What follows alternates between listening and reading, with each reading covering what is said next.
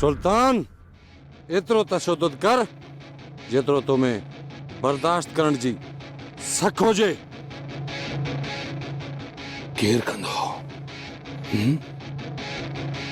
केर कंदो सुल्तान जे मथा तशद्दुद? केड़े माई जे लाल में एतरी ताकत आ?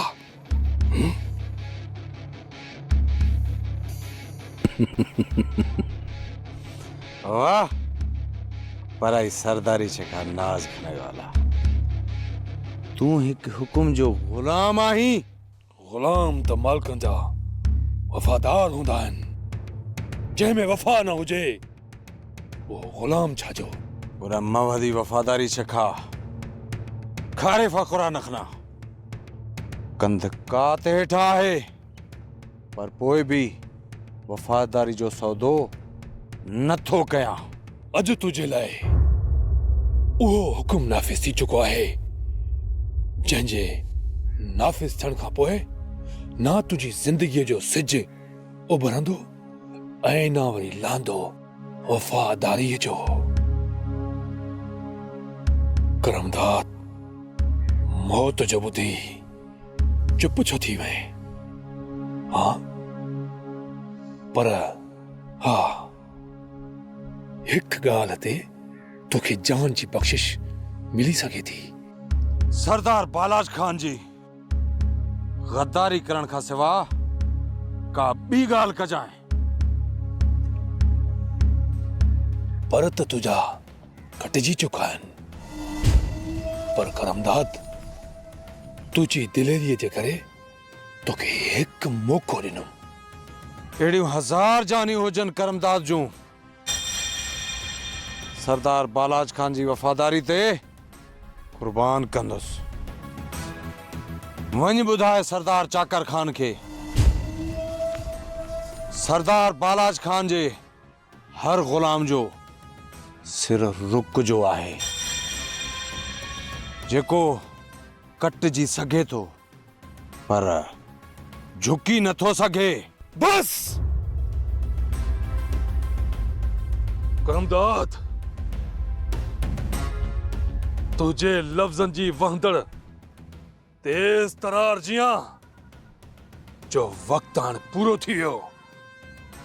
ना हाणे तुझे साह जी तंद सुरंदी ऐं ना तू वफादारीअ जा गीत ॻाईंदे। हा हा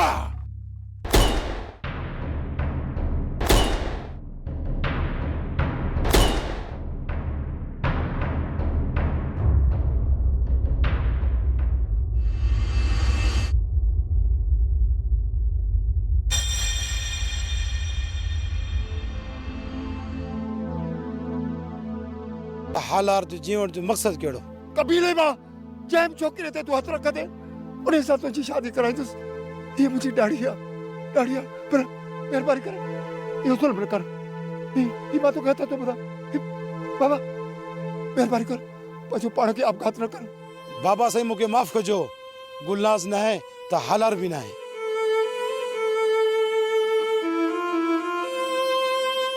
हालार हालार हालार हालार हालार हालार हालार हालार हालार तू मुझसे गाना है मतलब अक्यों खोल हालार हालार हालार अरे छोड़ दो हालार मूसा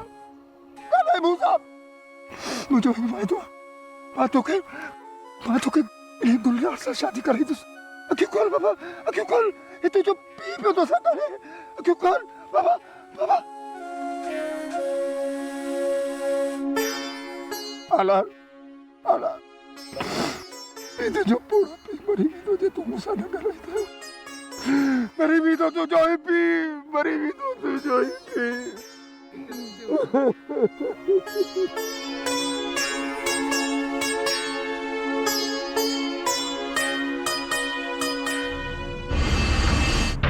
कसम तुझी जवानी जो कसम तुझी हिक हिक रत जी फुड़े जो मां तुझे मौत जो ने सुल्तान खां अहिड़ो त बलांत वठंदुसि, अहिड़ो त बलांत वठंदुसि जो हुन जा ईंदड़ नस्ल बि यादि रखंदा। ही ख़ुदा दाद उहो नांग बणिबो नांग, जंहिंखे ॾकींदो उनजी रत जी रफ़्तार बंदि थी वेंदी, बंदि। सरदार साईं, दुश्मनी ॾींहों ॾींहुं वधंदी थी वञे। इन जे करे क़बीले जी आख़िरी हद ताईं जेकॾहिं 24 कलाक ड्यूटी रखी वञे त बहितर थींदो।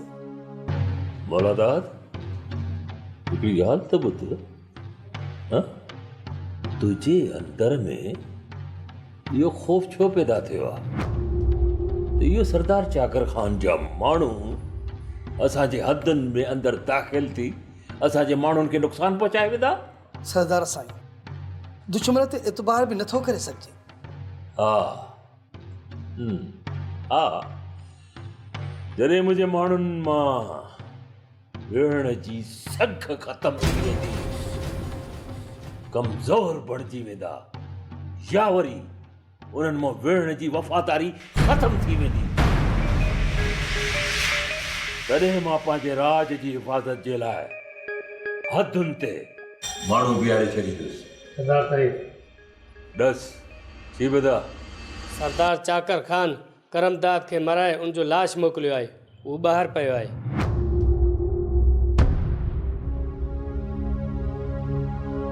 करमदाद मुंहिंजो ख़ासि माण्हू हो, ख़ासि माण्हू।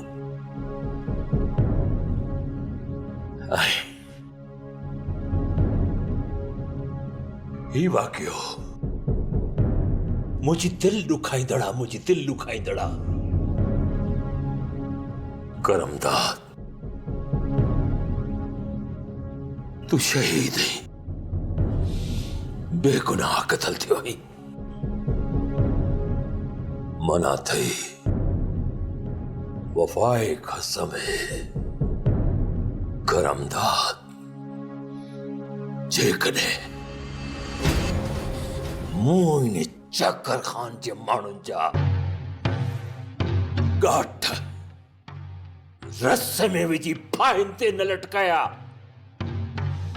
त मई नाम बि बलाज खान ने। सरदार साईं, अहिड़ो हुकुम जारी करे छॾियो जे सरदार चाकर ख़ान जी ज़मीन तंग करे छॾियऊं। मौलादाद, पोइ ईअं सम्झ त अहिड़ो हुकुम जारी थी वियो। मौलादाद, हिकिड़ी ॻाल्हि कन खोले ॿुध, गौर सां ॿुध।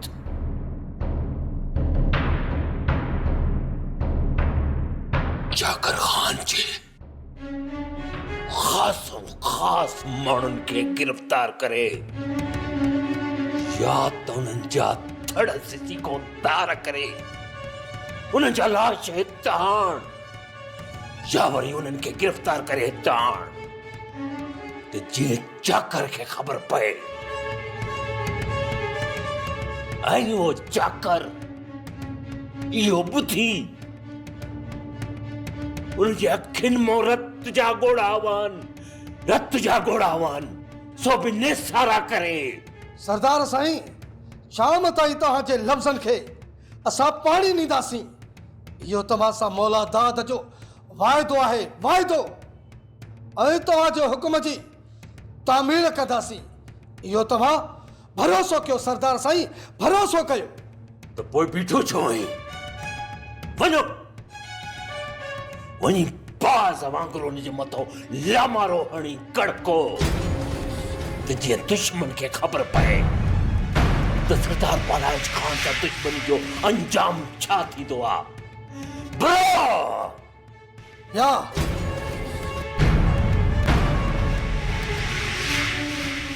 चाकर खान महीना भी बालाज खान है, गिरा मां बलान जरूर गिरा। नाग जो खाधल तो बची सके थो, पर इश्क जो खाधल किथे तो बची सके। इश्क जे जहान खां निकरी करे अखियूं खोले माल चाल थी करे। किथे जबलनि ऐं पहाड़नि जूं ज़हरीलूं बलाऊं तोखे इश्क जे रमज़ में घिणण खां अॻु किथे खाई मारे न छॾनि। खिले पई? खिलाए न करे पई त को अखियुनि जी ॻाल्हियुनि मां अणवाक़िफ़ आहे। छो अखियूं बि ॻाल्हाईंदियूं आहिनि छा भला? हा, अखियूं बि ॻाल्हाईंदियूं आहिनि, हिक ॿिए सां कचेरियूं कंदियूं आहिनि।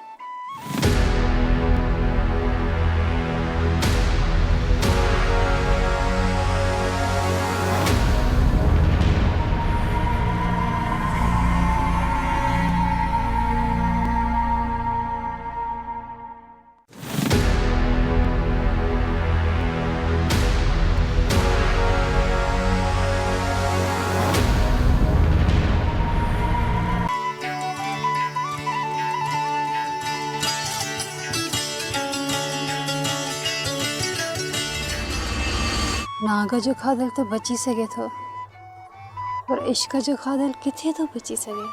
इश्क जे जहान खां निकिरी करे अखियूं खोले माल चारी थी कर। किथे जबलनि ऐं पहाड़नि जूं ज़हरीलूं बलाऊं तोखे इश्क जे रमज़ में घिणण खां अॻु किथे खाई मारे न छॾनि। खिले पई? खिलाए न करे पई त को अखियुनि जी ॻाल्हियुनि मां अणवाक़िफ़ आहे। छो अखियूं बि ॻाल्हाईंदियूं आहिनि छा भला? हा, अखियूं बि ॻाल्हाईंदियूं आहिनि। अल्लाह अल्लाह, एॾी तिखी तेज नज़र काथे साड़े न रखीस। छोरी, इहा लफ़्ज़नि जी मार किथे कई थई? जाथे तुंहिंजी नज़र आहे।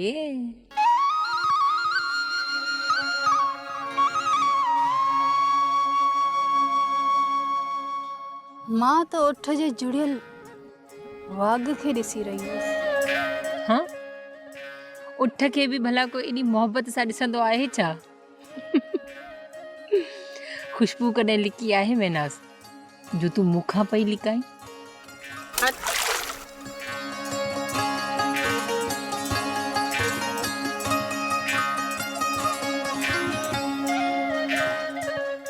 हाय,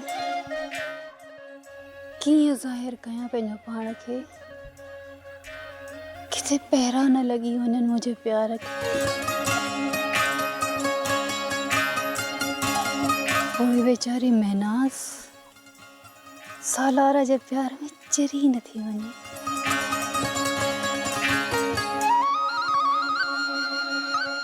ॾिस जा महविश, हिकु ॾींहुं सालार महनास जे प्यार में एतिरो त मधु थी वेंदो जो हू मूं ते कख बि कोन सहंदो।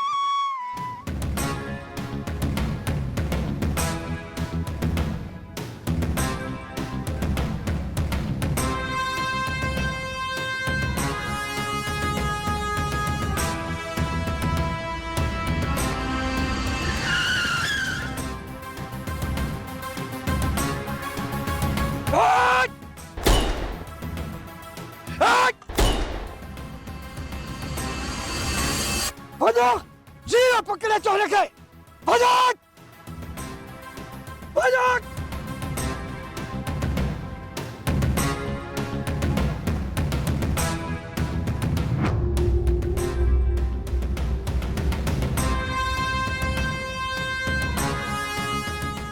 पकड़े चोस, गयोस।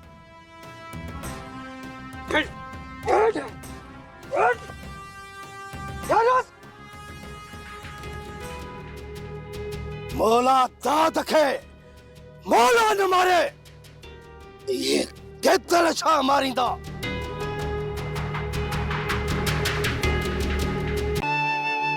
ऐं मानूर जे अंदर जे बेचैनी के राहत बख्शंदड़ आवाम को पिरी पैगाम आर्थे छे या सदाई जिया सिक जे समुंड में वधीक गहराई पैदा करे खामोश थी वेंदा।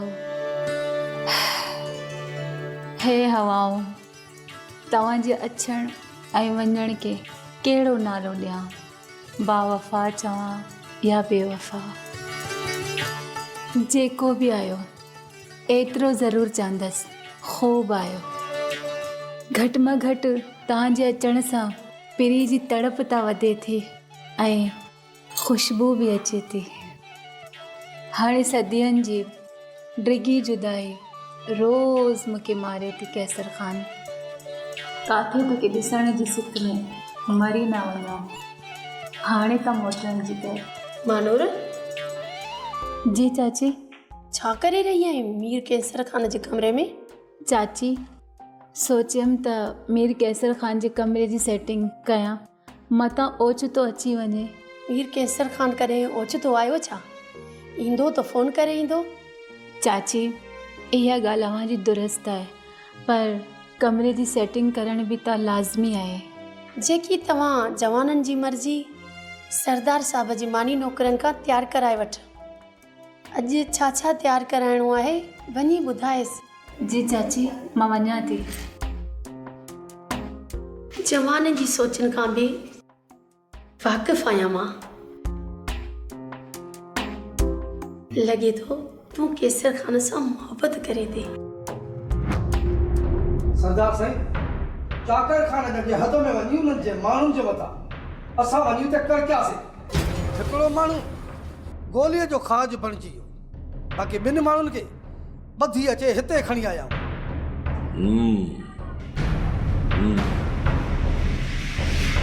औलादाद जॾहिं बदिले जी बाहि बफड़ करे भड़की पवंदी आहे